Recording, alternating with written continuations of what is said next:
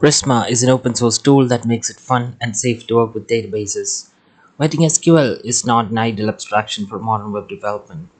It has too much low level control that can cause havoc while implementing it. To address this concern, ORMs implement object oriented code to represent data and JavaScript classes. Prisma has its own declarative schema definition language. So in this video, we will take a look at how we can use Prisma with SQL in an NextJS application. So to start things off first, let's create the console. So here I have a NextJS application created using create next tab, and on the left side you can see the Prisma documentation. So I have used TypeScript along with NextJS when it asked me to install the dependencies, and what we require now is ts node. So let me go ahead and install npm i-save dev ts node.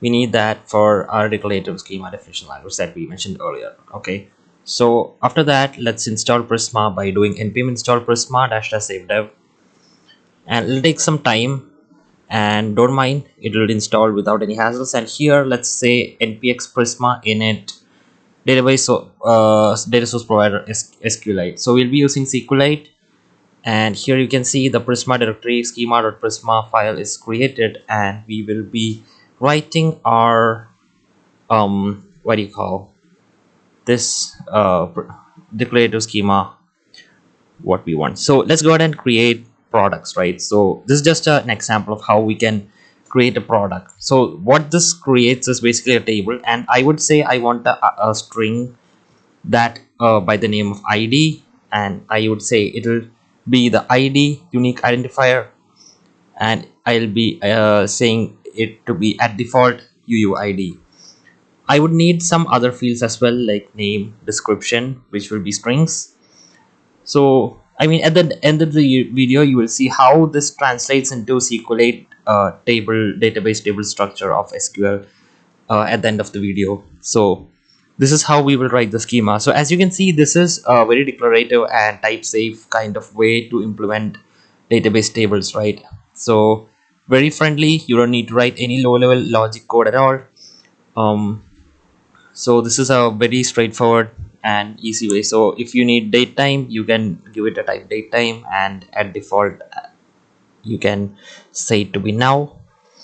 And if you want to integrate Stripe, you can create price instance. So here I've created a model user. I didn't want to repeat the entire process. As you can see, this is more or less repetitive.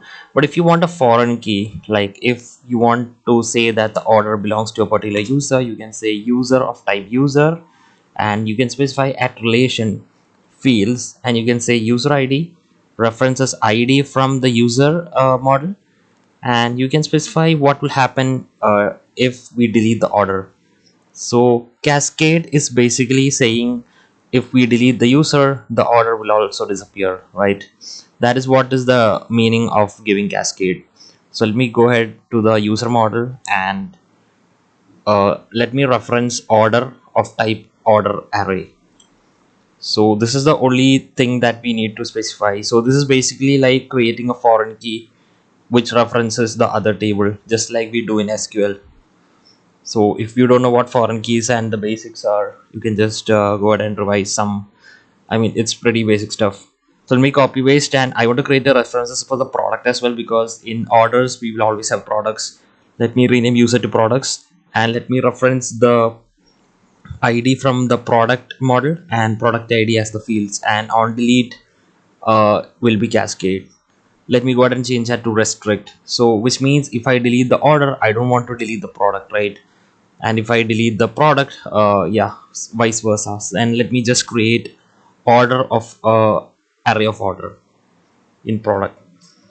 So to convert this into SQL, basically for migration we need to give this command. So it's npx prisma migrate dev -- name init.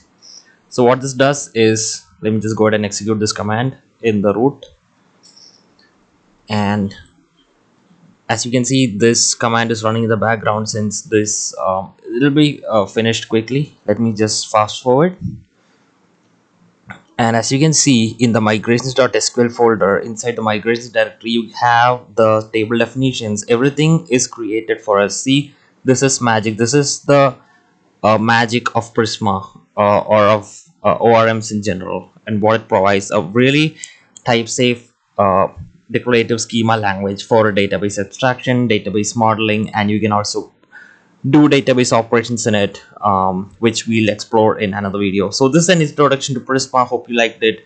Let me leave yeah right now, and yep, do leave a comment if you like it. Bye.